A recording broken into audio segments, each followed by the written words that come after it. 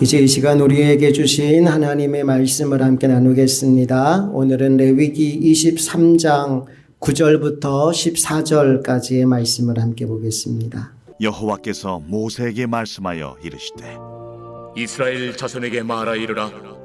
너희는 내가 너희에게 주는 땅에 들어가서 너희의 곡물을 거둘 때에 너희의 곡물의 첫 이삭 한 단을 제사장에게로 가져갈 것이요 제사장은 너희를 위하여 그 단을 여호와 앞에 기쁘게 받으심이 되도록 흔들되 안식일 이튿날에 흔들 것이며 너희가 그 단을 흔드는 날에 1년 되고 흠없는 순양을 여호와께 번제로 드리고 그 소제로는 기름 섞은 고운 가루 10분의 2 에바를 여호와께 드려 화제로 삼아 향기로운 냄새가 되게 하고 전제로는 포도주 4분의 1 흰을 쓸 것이며 너희는 너희 하나님께 예물을 가져오는 그날까지 떡이든지 볶은 곡식이든지 생이삭이든지 먹지 말지니 이는 너희가 거주하는 각처에서 대대로 지킬 영원한 규례니라.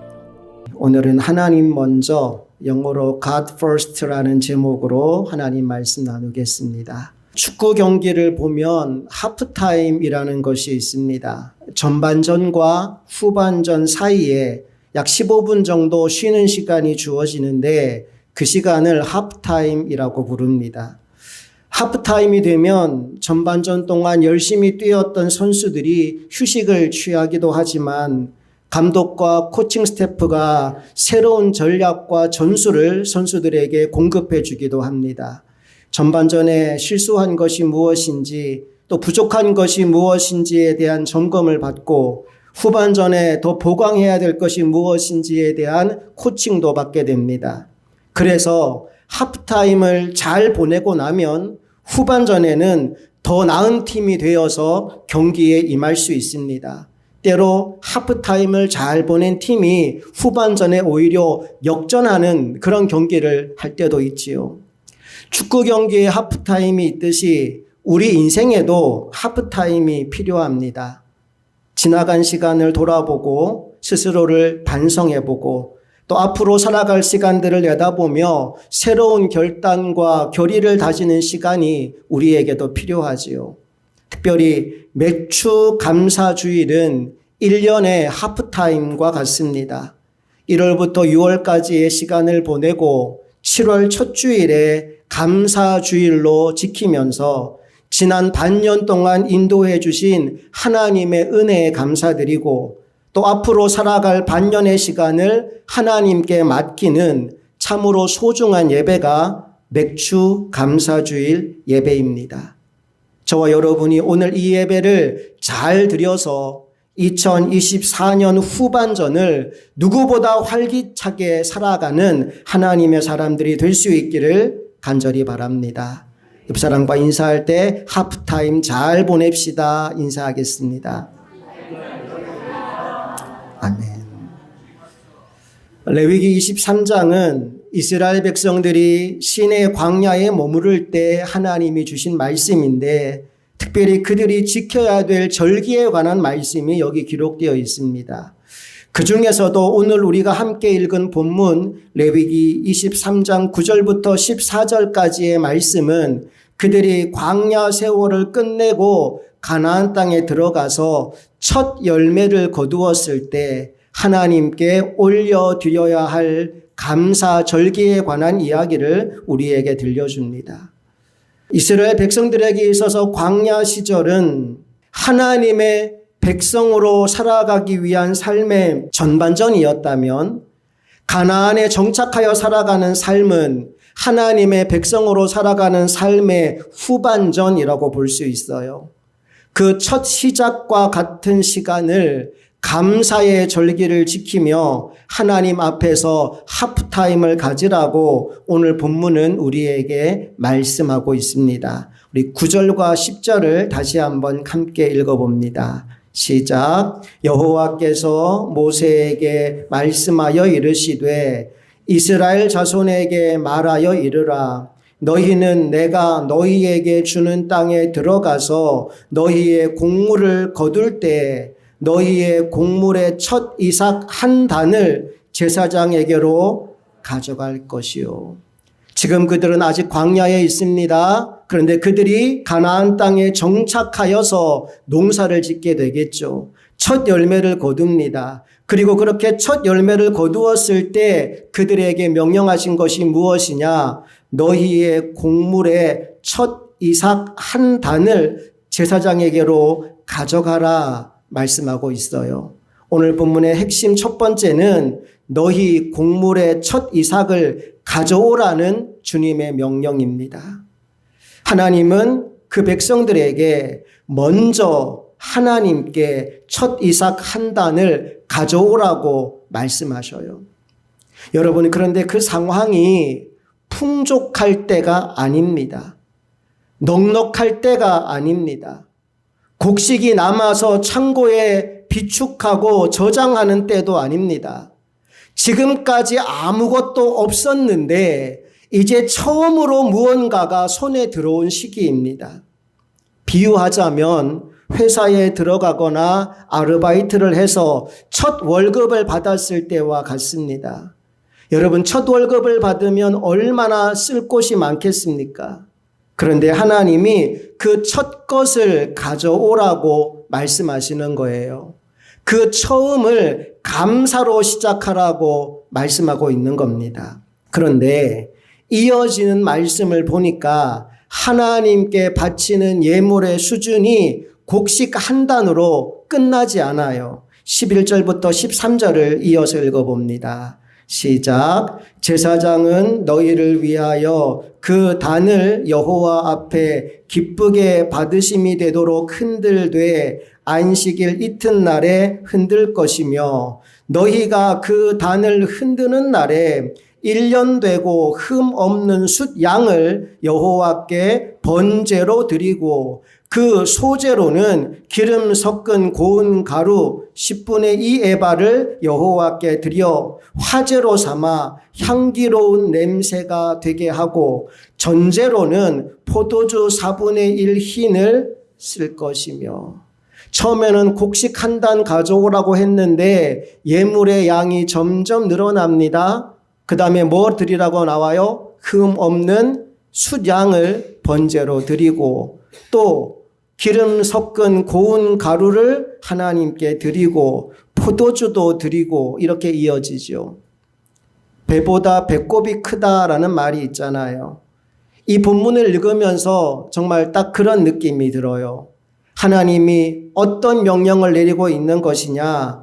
온 힘을 다하여 하나님께 감사의 예배를 드리라는 말씀을 하고 있는 겁니다. 일단 여러분들에게 제사에 관한 이야기를 상식적으로 알아둘 수 있도록 좀 설명을 해드리겠습니다. 레위기에 나오는 제사법이 크게 5가지 제사가 있습니다. 첫 번째 뭐가 나와 있어요? 번제, 두 번째 소제, 세 번째 화목제, 네 번째 속죄제, 다섯 번째 속건제, 5가지 제사가 있어요. 번제는 불을 태워서 하나님 앞에 드리는 제사인데 소나 양이나 염소나 비둘기, 짐승을 하나님 앞에 불로 태워서 드리는 제사를 번제라고 말합니다. 소제도 불을 태워서 드리는 제사인데 드리는 제물의 종류가 달라요. 곡식을 드립니다. 곡식에 고운 가루나 기름이나 유향이나 소금 같은 것들을 역시 불에 태워서 드리는 제사를 소제라고 부릅니다. 화목제는 말 그대로 화목을 위해 드리는 제사입니다. 하나님과 우리 사이의 화목을 위하여 또 이웃과의 화목을 위하여 드리는 제사가 화목제인데 이 화목제물은 함께 예배한 이후에 그 제물을 나누어 먹을 수 있는 제사입니다. 번제와 소제는 모두 다 태워서 하나님 앞에 바치는 것이라면 화목제는 먼저 하나님 앞에 드리고 함께 나누어 먹는 제사가 화목제입니다. 속죄제와 속건제는 둘 다 죄로 인하여 하나님께 드리는 제사인데, 속죄제는 내가 무의식 중에 지은 죄를 하나님 앞에 고백하며 올려드리는 제사이고요. 속건제는 내가 고의로 의도적으로 어떤 죄를 짓고 그 부분을 하나님 앞에 회개할 때 드리는 제사가 속건제입니다. 이 5가지 제사를 하나님께 드리라고 했는데, 이 제사를 드리는 방법도 크게 4가지 방법이 있어요. 첫 번째 제사가 거제인데, 제물을 들어 올리는 제사가 거제입니다. 거중기가 들어 올리는 거잖아요. 거제는 하나님 앞에 들어 올리는 거예요. 아까 곡식 한 단을 하나님께 들어 올리라라는 말씀이 나왔는데, 그걸 거제라고 부릅니다. 요제는 뭐냐 하면 제물을 상하 좌우로 흔드는 제사입니다. 아기들 눕히는 곳을 요람이라고 부르잖아요. 요람을 흔드는 것처럼 하나님 앞에 흔들어 드리는 제사를 요제라고 부릅니다. 전제는 붓는 제사를 말합니다. 그 제물에 피나 포도주나 기름을 부어서 드리는 제사를 전제라고 부릅니다. 그리고 화제는 불화자를 썼겠죠. 불로 태워 드리는 제사를 화제라고 부릅니다. 이렇게 5가지 제사를 4가지 형식으로 드리라고 레위기에 기록되어 있는데, 특별히 오늘 맥주절에 드리는 제사를 가만히 보면요, 그 중에 3가지 종류의 제사를 드리게 합니다. 먼저 요제로 곡식 한 단을 드리고, 화제로 흠 없는 숫양과 고운 가루를 드리게 합니다. 번제와 소제를 함께 드리는 거죠. 그리고 전제로 포도주 4분의 1 흰을 드리라고 말씀했어요. 어떤 느낌이 드십니까? 지금 처음 농사를 짓고 첫 열매를 거두었어요. 아무것도 없는 상태에서 첫 것이 생겼는데, 그때 하나님께서 우리에게 요구하시는 제물의 양이 생각보다 많다라는 느낌이 들지 않습니까? 하나님이 어떤 명령을 내리는 걸까요? 감사할 때 온 힘을 다하여 감사의 예배를 드리라고 말씀하는 거예요. 내가 할 수 있는 모든 방법을 총동원하여 하나님을 예배하라는 겁니다. 제가 이 말씀을 보는데 문득 시편 150편 말씀이 떠올랐어요. 시편 150편에 이렇게 말씀이 기록되어 있습니다. 다 같이 읽어볼게요. 시작. 할렐루야. 그의 성소에서 하나님을 찬양하며 그의 권능의 궁창에서 그를 찬양할지어다. 그의 능하신 행동을 찬양하며 그의 지극히 위대하심을 따라 찬양할지어다. 나팔 소리로 찬양하며 비파와 수금으로 찬양할지어다. 소고치며 춤추어 찬양하며 현악과 퉁소로 찬양할지어다. 큰 소리 나는 제금으로 찬양하며 높은 소리 나는 제금으로 찬양할지어다. 호흡이 있는 자마다 여호와를 찬양할지어다. 할렐루야. 무슨 말씀을 하고 있는 겁니까? 하나님을 찬양하는데 내가 할 수 있는 모든 것을 총동원하여 기쁨으로 하나님 앞에 찬양의 예배를 올려드리라는 말씀을 하고 있는 거예요. 바로 오늘 본문에 나오는 맥추절을 지키는 방법이 바로 이러해야 한다라고 우리에게 들려주고 있는 겁니다. 나는 오늘 저와 여러분의 이 예배가 그런 예배가 될 수 있기를 간절히 소망합니다. 계속해서 14절 말씀을 함께 읽어봅니다. 시작. 너희는 너희 하나님께 예물을 가져오는 그날까지 떡이든지 볶은 곡식이든지 생이삭이든지 먹지 말지니 이는 너희가 거주하는 각처에서 대대로 지킬 영원한 규례니라. 너희는 너희 하나님께 예물을 가져오는 그날까지, 바꿔 말하면 하나님께 예물을 드리기 전에는 떡이든지 볶은 곡식이든지 생이삭이든지 먹지 마라 말씀하셔요. 누구 먼저 드리라는 거예요? 하나님 먼저. 그래서 오늘 설교 제목이 하나님 먼저, God First라는 제목입니다. 우리 식사 예절 중에 이런 게 있잖아요. 밥상에 둘러앉아서 밥을 먹을 때 어른이 수저를 먼저 들고 나면 아이들이 그 다음에 밥을 먹는 겁니다. 어쩌면 그 전통의 출발이 오늘 본문이 아닐까 싶습니다. 하나님 뭐라고 말씀하셨어요? 하나님께 드리기 전에는 먼저 숟가락을 들지 마라 말씀하고 있는 거죠. 근데 가만히 보니까요. 그거 다 드리고 나면 아까 곡식 한 단 드리고 수장 드리고 포도주 드리고 곡식 드리고 다 드리고 나면 내가 먹을 게 있어 보여요? 없어 보여요? 예, 내가 먹을 게 없어 보여요. 드리고 나면 남는 게 별로 없어 보여요. 그런 경우라면 드리기가 참 곤란해집니다. 성경에 보니까 이런 황망한 상황을 만난 한 여인이 등장하더라고요. 열왕기상 17장 말씀에 보면 하나님이 엘리야를 이 과부에게 보냅니다. 흉년을 만나서 먹을 것이 없어진 때 하나님이 사르밧에 사는 한 과부를 찾아가라. 거기 가면 너 먹을 거 있을 거다라고 해서 그 말씀에 순종하여 사르밧에 와 봤더니 하나님이 만나게 한 그 여인이 굉장히 빈궁한 상황에 처해 있는 겁니다. 얼마나 빈궁한 상황이었느냐 하면 그 집에는 한 움큼의 밀가루밖에 남지 않았어요. 마지막 남은 그 한 움큼의 밀가루를 가지고 빵을 만들어서 아들과 나눠 먹고 그리고는 죽어야겠다. 이 마음으로 나뭇가지를 줍고 있는 한 여인을 만나는 겁니다. 엘리야 선지자가 그 사정을 아는지 모르는지 다짜고짜 그 여인에게 그거 가지고 빵 만들면 너희들 먹지 말고 나한테 가져와라 그러는 겁니다. 여러분 그 말 들으면 여러분은 화가 날까요? 아니면 예 드십시오 하고 드리고 싶을까요? 어떤 마음일까요? 이 사람이 정신이 있나 없나 싶을 거예요. 지금 이건 아들이랑 나누어 먹고 죽을 마음 먹고 있는 사람에게 그거 먹지 마, 나한테 가져와 라고 말하는 거예요. 그것도 하나님의 종이라는 사람이 그 말을 지금 하고 있는 겁니다. 그런데 성경을 보니까요. 그 여인이 마지막 아들과 함께 나누어 먹으려고 했던 그 빵을 엘리야 선지자에게 가져다 줍니다. 그러고 나자 그 가정에 놀라운 일이 벌어져요.